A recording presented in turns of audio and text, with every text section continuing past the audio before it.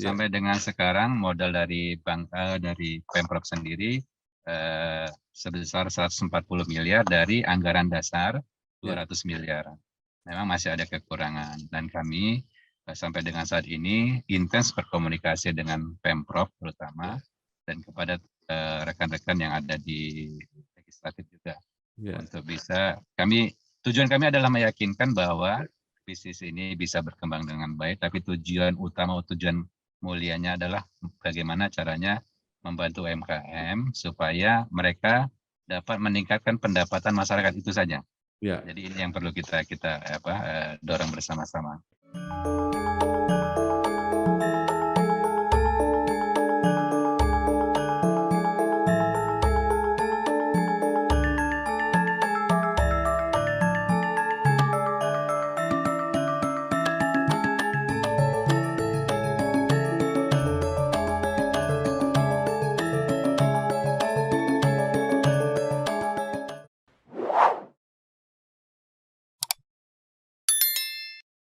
Kudus kotaku, kota kudus, kota wali, kota santri indah bagus. Menara dhuwur ana ing tengah-tengahe kutha, tinggalane para wali lan ulama.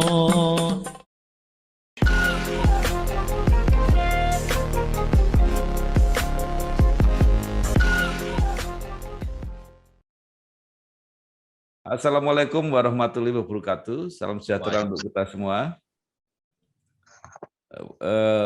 Bersama saya Bambang Sadono di Kanal Inspirasi Jawa Tengah dan Kanal Inspirasi untuk Bangsa. Kami sedang mempersiapkan beberapa video wawancara untuk memberi makna perjuangan seorang anak bangsa, yaitu Pak Mustafa, yang pernah menjadi Bupati Kudus 2 kali dan sekarang menjadi anggota DPR RI yang ternyata telah banyak berkiprah, terutama di bidang perekonomian, di bidang ekonomi kerakyatan, UMKM, dengan kami beri judul program ini Mustafa, Memotret Indonesia dari Kudus. Saya sudah bersama dengan salah seorang yang sangat mengenal baik gagasan maupun perjuangan Bapak Dr. Haji Mustafa SEMM ini, yaitu Bapak M. Nasir Siregar. Beliau saat ini Direktur Utama PT Jamkrida Jawa Tengah. Apa kabar Pak Nasir? Alhamdulillah kabar baik Pak, sehat. Salam sehat selalu. Sehat, Pak Bambang Sadono. Iya. Pak Nasir, sebagai latar belakang mungkin Bapak bisa cerita mulai latar belakang pendidikan, karir, sampai pada akhirnya Bapak terpilih menjadi Direktur Utama PT Jamkrida Jawa Tengah. Silakan Pak. Baik, atur nuhun Pak Bambang Sadono atas waktunya. Sebenarnya ini kebetulan saja Pak, saya sebenarnya nyemplung di industri asuransi. Jadi sejak kuliah dulu di tahun 95 itu sudah kuliahnya di asuransi Pak, di SMA Trisakti, Sekolah Tinggi Manajemen Asuransi Trisakti. Nah setelah itu berjalan dengan waktu saya bergabung di asuransi Jiwa Manulife sejak 97 sampai 2008, 11 tahun di sana. Setelah itu ya ada berdiri di beberapa asuransi juga Pak. Jadi tidak jauh dengan di asuransi. Ya setelah itu di Tokyo Marine 1 tahun, setelah itu di Juri dan terakhir di grupnya Star Investama. Dulu namanya Rekapital. Nah pada saat proses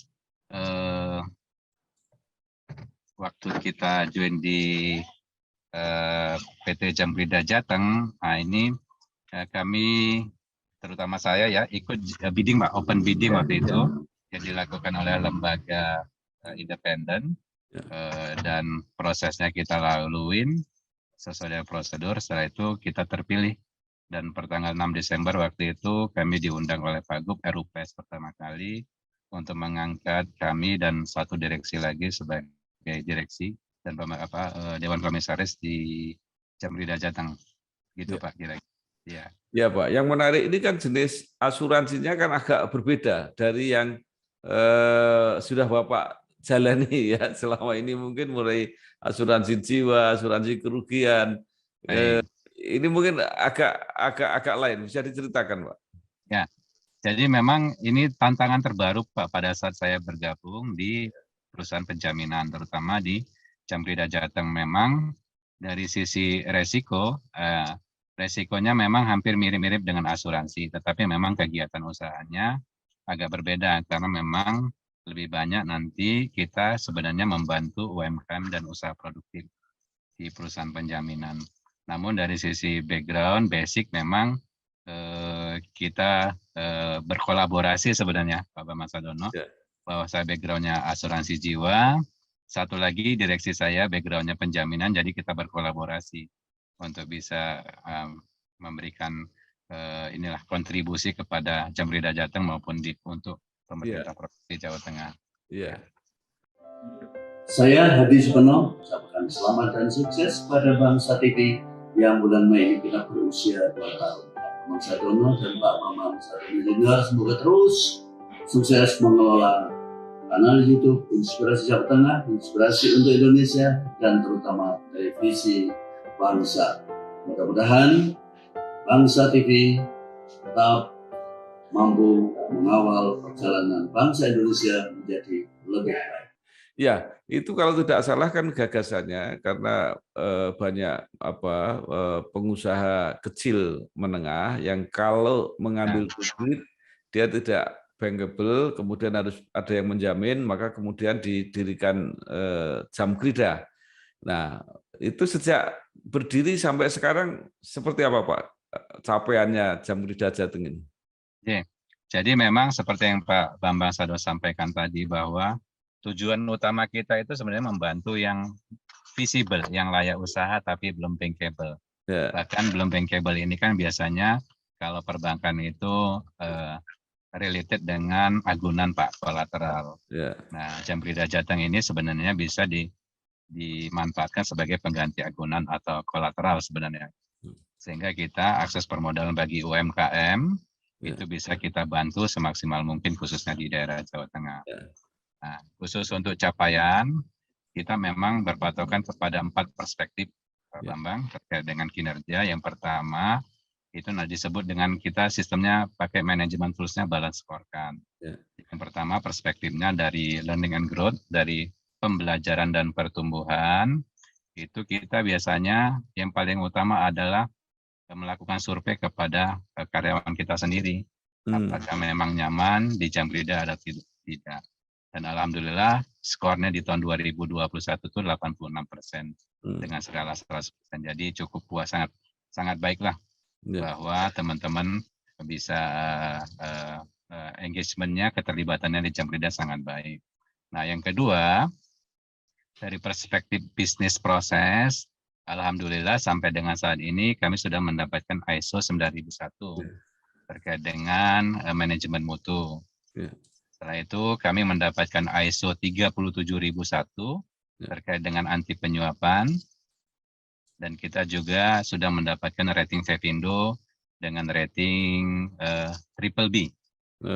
Triple B dengan kondisi stabil. Itu adalah capaian kami sampai dengan saat ini. Nah, dari sisi perspektif pelanggan, ini adalah yang memang utama kami adalah untuk membantu UMKM. Sekarang untuk yang usaha produktif sendiri sudah mencapai 154.500 jumlah nasabah usaha UMKM dan produktif. Total nilai penjaminan yang kami jamin sekarang itu yang kita retensi sendiri sekitar 5,7 triliun nilai penjaminan. Jadi memang kita mendorong agar ke depannya kita lebih banyak untuk melakukan penjaminan di usaha produktif. Di lembaga keuangan terutama, termasuk di Bank Jateng, di BPR BKK milik Pemprov maupun bank daerah milik kabupaten kota. Kita sudah bekerja sama lebih dari 151 lembaga keuangan yang ada di Jawa Tengah khususnya. Adalah beberapa capaian. Yang satu lagi terkait dengan keuangan, sampai dengan 2021 kategori keuangan kita sangat sehat, Pak Bambang, dengan parameter yang sudah ditentukan oleh OJK. Ya. Nah, kami juga sudah memberikan kontribusi awalnya untuk pendapatan asli daerah. Awal di tahun 2015 itu 572 juta. Saat ini sudah memberikan kontribusi pendapatan asli daerah sebesar 8,8 miliar rupiah. Ya. Hasil RUPS terakhir di 2022 ini. Ya. Itu Pak Bambang. Ya.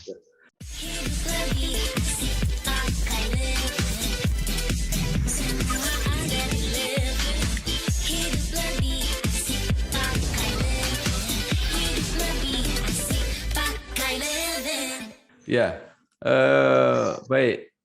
Nah, di dalam praktek Pak, dari sejumlah nasabah dan nilai jaminan 5,7 triliun itu, pengalaman selama ini risikonya seperti apa Pak? Nah, karena kita background-nya memang di industri yang mengelola risiko, memang kita perlu mempunyai sikap mitigasi yang baik dan sifat kehati-hatian ya Pak, yang prudent ya. Ya. Nah, sekarang ini memang di tahun 2021 kemarin banyak klaim yang terjadi karena akibat COVID ya Pak ya, COVID-19, dan itu memang semua industri termasuk kami juga mengalami hal tersebut, tapi secara keseluruhan kita masih bisa memberikan kontribusi kepada PAD pada Provinsi Jawa Tengah. Ya. Nah, sekarang kalau terjadi risiko, berarti kan Jamkridah yang membayar ke banknya itu.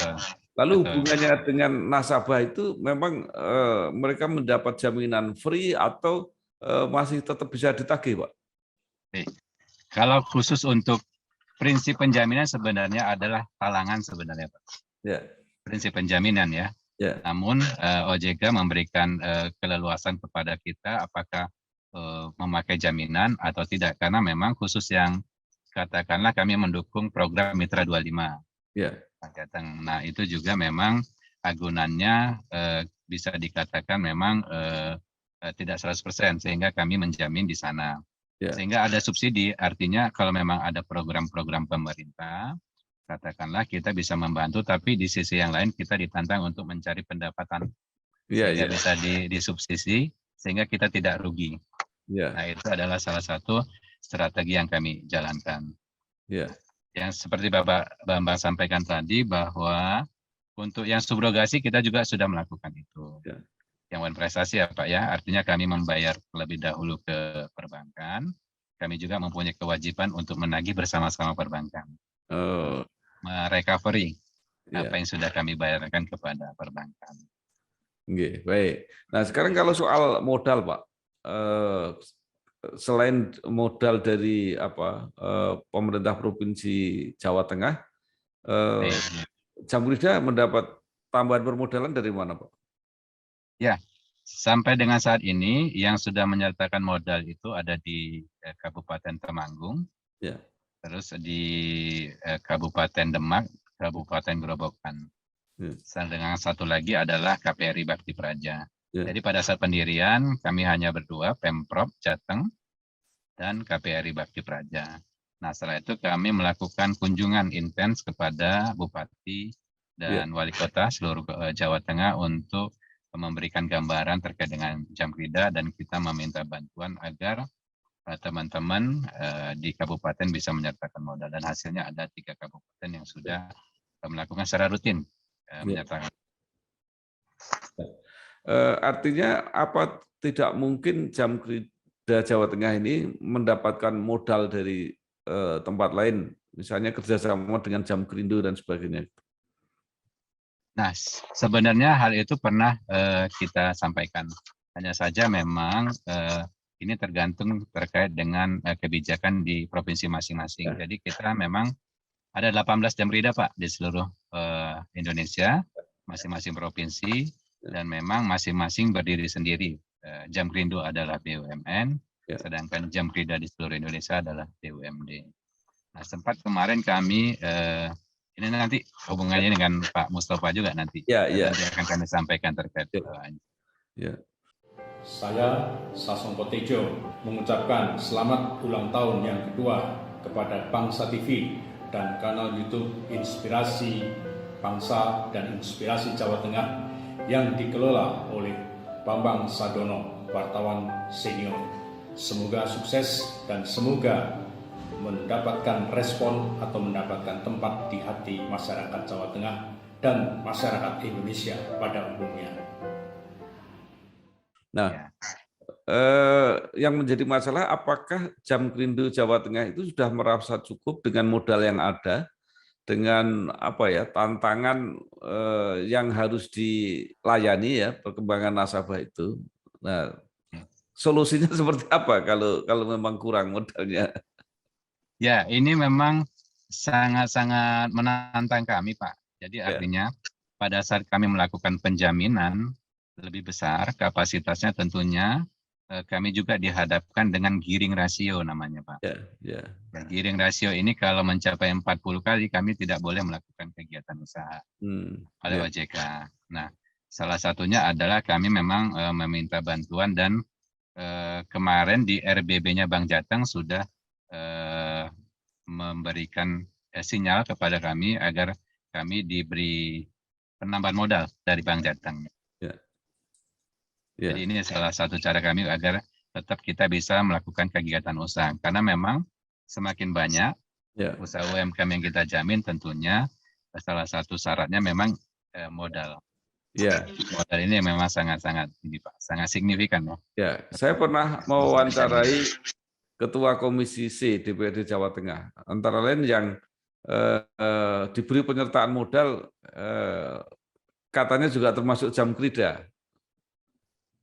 Kalau untuk yang sebelumnya memang Pak, sampai dengan sekarang modal dari dari Pemprov sendiri sebesar 140 miliar dari anggaran dasar 200 miliar. Memang masih ada kekurangan dan kami sampai dengan saat ini intens berkomunikasi dengan Pemprov terutama dan kepada rekan-rekan yang ada di legislatif juga untuk bisa tujuan kami adalah meyakinkan bahwa bisnis ini bisa berkembang dengan baik, tapi tujuan utama, tujuan mulianya adalah bagaimana caranya membantu UMKM supaya mereka dapat meningkatkan pendapatan masyarakat itu saja. Jadi ini yang perlu kita dorong bersama-sama. Bu, pinjam mobil. Boleh, tapi nanti anterin ibu arisan dulu sama isin pulsa. Transferin buat bayar arisan, terus nanti ambilin cash juga. Pinjam mobil sekali, nantinya banyak. Makanya perbanyak transaksi, kumpulkan poin, lalu tukar dengan kupon undian di BNI Mobile Banking dan menangkan hadiahnya. Gak pakai nanti.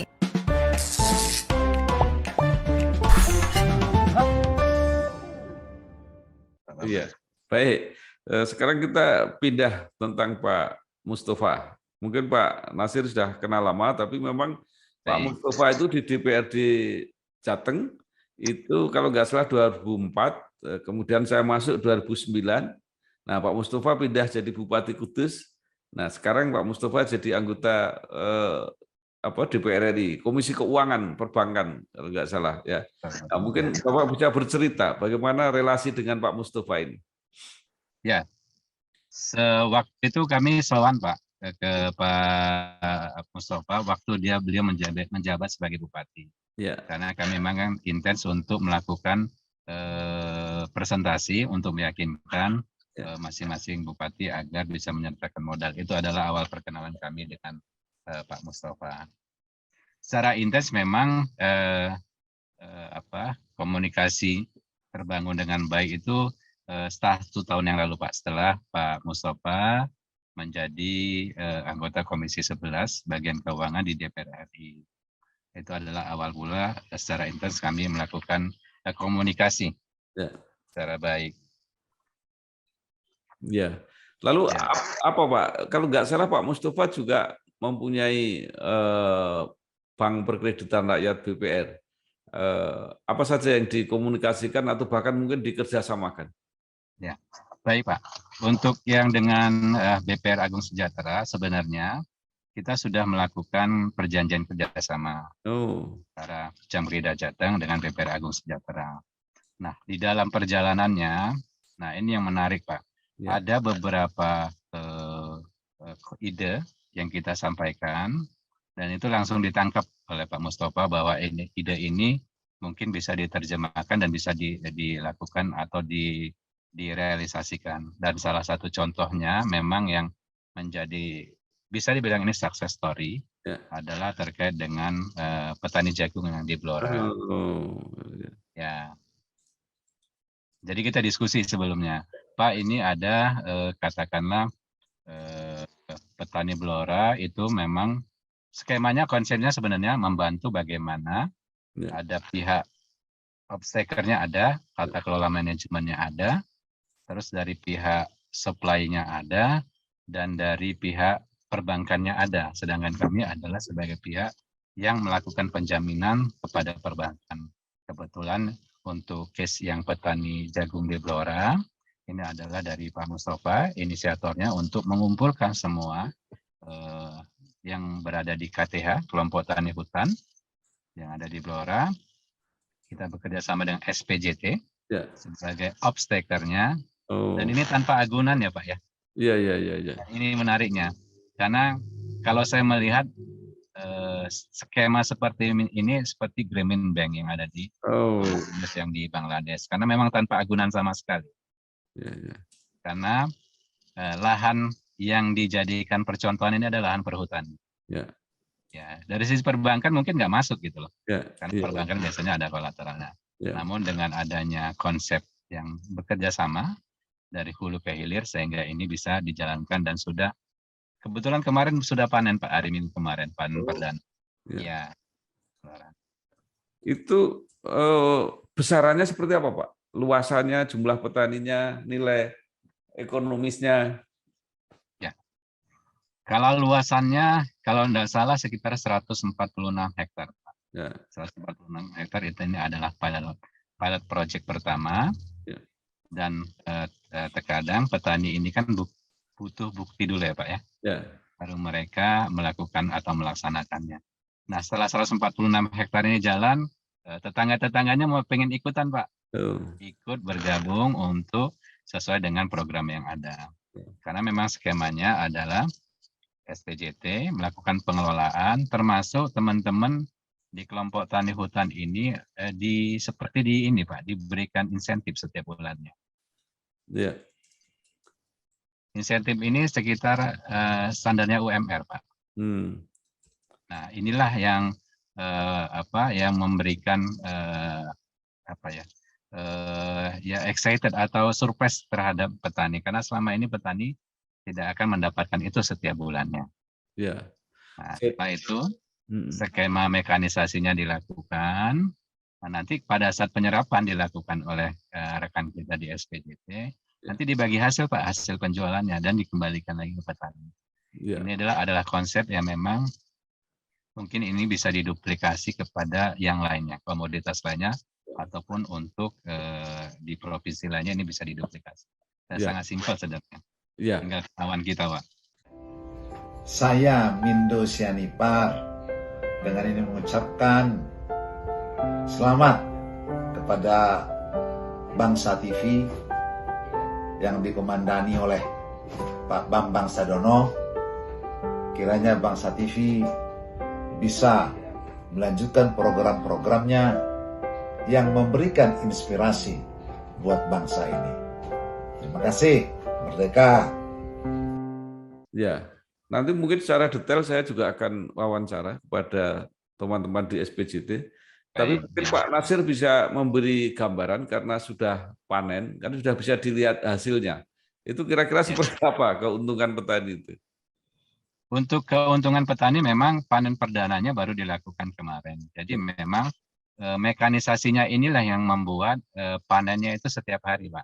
Oh. Jadi katakanlah pada saat masa tanam 146 hektar itu ada orang-orang yang khusus yang melakukan penanaman. Ada orang-orang yang khusus melakukan pemupukan. Ada orang-orang yang khusus untuk panen. Jadi waktu lahan 1 hektar ini sudah ditanam, maka berlanjut di lahan yang selanjutnya, lahan selanjutnya. Ini kan setiap hari kan jalan, Pak. Nah pada saat panen juga begitu. Ini sudah panen, besoknya panen lagi. Sudah panen. Ya setelah panen yang pertama, ini bisa ditanam lagi Pak. Iya, Jadi iya. berkelanjutan. Iya. Jadi tidak ada waktu yang terbuang. Iya. Karena kita targetkan bisa panen dalam 1 tahun itu 3 kali. Iya. Jadi 3 kali panen. beruntun gitu Pak ya. Jadi bisa Betul.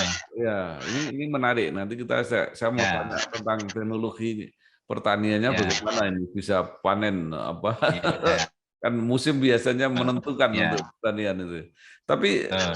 saya ingin Ya. tanya kepada Pak Nasir ini yang ada hubungannya tadi Pak dengan keuntungan secara ekonomi, termasuk apakah berarti tidak ada risiko apapun yang harus ditanggung oleh jam kerja karena sukses gitu. Mau silakan Pak.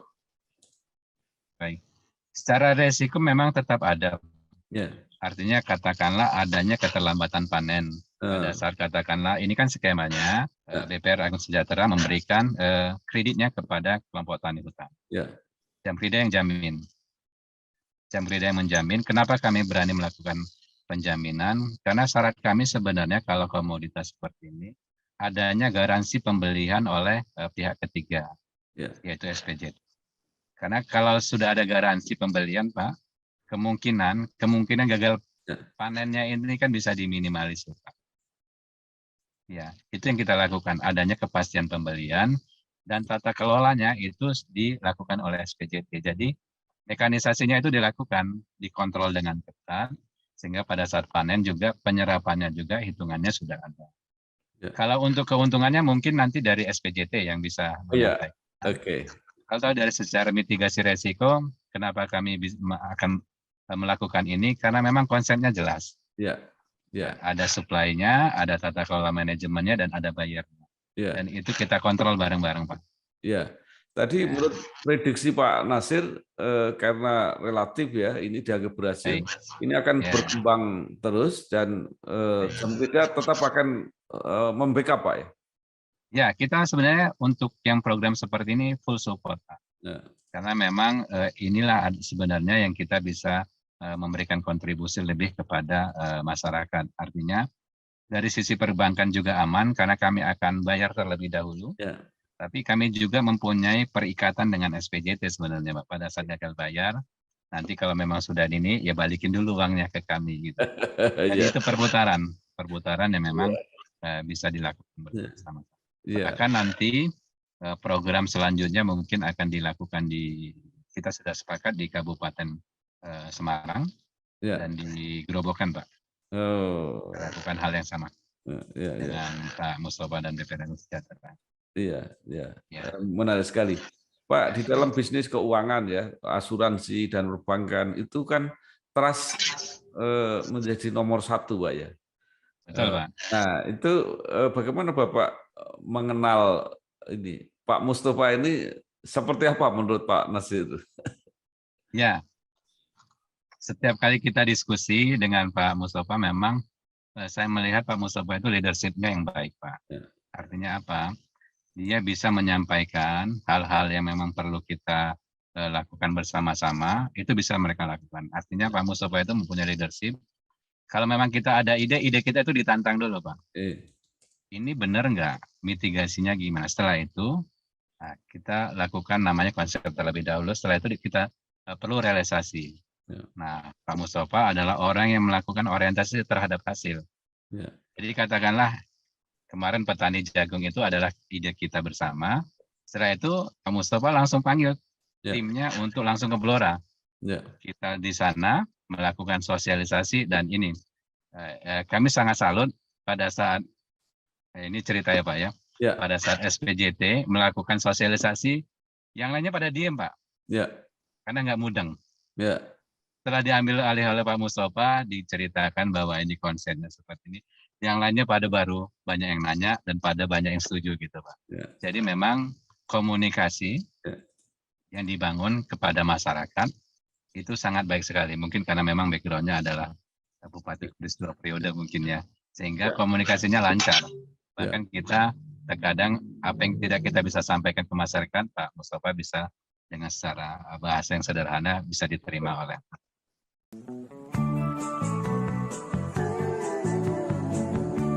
soal KPR dan punya rumah, Dari dulu cuma ada satu nama, satu bank yang megang banget.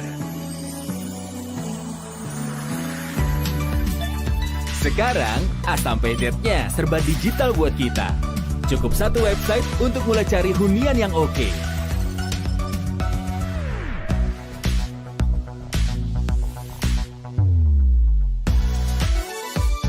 Lagi sesibuk apapun, cukup satu fitur ngajuin KPR online.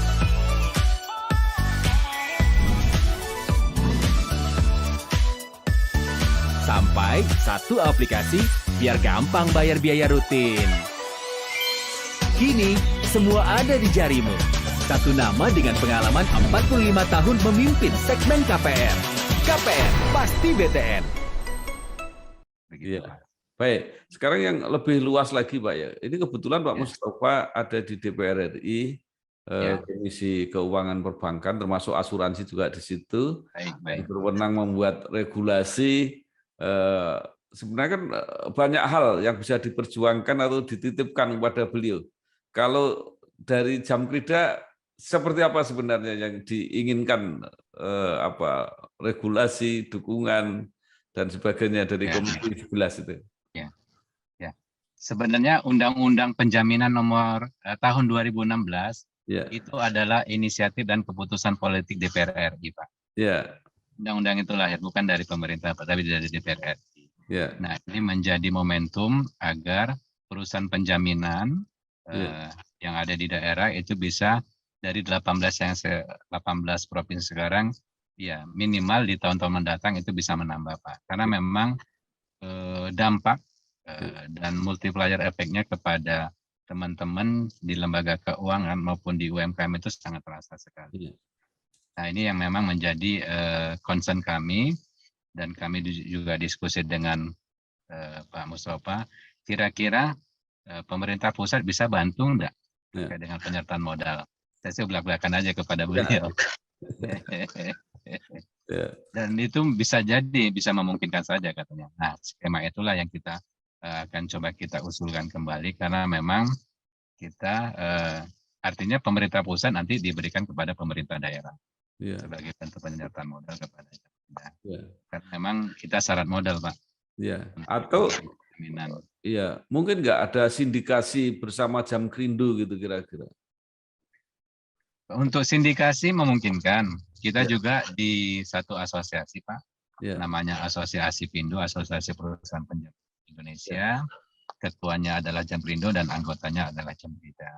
Nah, kami secara intens melakukan koordinasi, dan kalau dari sisi penjaminannya kita bisa sharing. Bisa sharing antara sesama perusahaan penjaminan. Sudah kita lakukan juga, Pak. Hanya saja memang kan pemerintah pusat melalui DPR kan bisa memberi penyertaan modal negara kepada BUMN yang penggunaannya bisa diarahkan untuk sinergi dengan Jamkrida misalnya, seperti itu, Pak. Bisa, itu sangat memungkinkan, Pak. Jadi selama ini memang bahkan ini sekadar guyonan. BUMN setiap tahun dikasih penyertaan modal, Pak. Sedangkan Jamkrida belum tentu. Karena kan memang kebijakannya ada di pemerintah masing-masing. Dan kita mendukung program yang sama, katakanlah KUR. Kita diminta untuk jamin KUR, sama-sama dengan BUMN. Ya saja mereka diberi penyertaan modal setiap tahun, katakanlah. Nah, sedangkan kita memang memahami kondisi yang ada di pemerintah provinsi. Maka skemanya bisa dua, Pak. Bisa bantuan kepada pemerintah daerah yang diarahkan untuk kepentingan UMKM melalui Jamkrida, bisa melalui Jamkrindo untuk kerjasama dengan Jamkrida. Itu memungkinkan, sangat memungkinkan, Pak. Jadi uangnya sama-sama dari APBN. Betul, Pak. Nah, sekarang terakhir, Pak, mungkin Bapak kenal Pak Mustafa sudah lama. Mungkin ada yang diharapkan beliau sebagai anggota DPR RI atau sebagai pribadi. Pak Mustafa ini hampir 60 tahun akan ulang tahun itu. Silakan Pak Nasir, mungkin ada saran atau pendapat. Baik, Pak. Ya, Pak Mustafa ini kami anggap sebagai orang tua, Pak. Sebagai orang tua kami, sebagai senior juga di industri asuransi, karena beliau backgroundnya asuransi dan saya juga asuransi.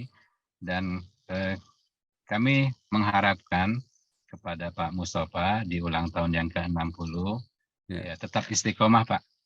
Ya, tetap konsisten untuk membantu masyarakat dan UMKM. Ya, bisa melalui buah pikiran Pak Mustafa sendiri, ide-idenya, dan melalui program-program yang memang bisa diimplementasikan kepada masyarakat.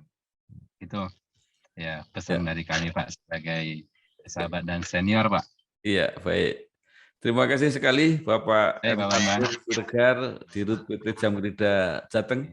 Banyak hal yang sudah disampaikan pada Pak Mustafa, dan banyak hal juga yang mudah-mudahan sinergi bisa membantu tujuan utama Jamrida, yaitu untuk UMKM di Jawa Tengah, dan ternyata juga sudah mulai dikerjakan dengan petani di Blora. Sekali lagi terima kasih Pak, sukses terus. Pak. Terima kasih Pak Mas Adana. Assalamualaikum warahmatullahi wabarakatuh. Salam sehat selalu Pak. Iya Pak Nasir, terima kasih. Terima kasih.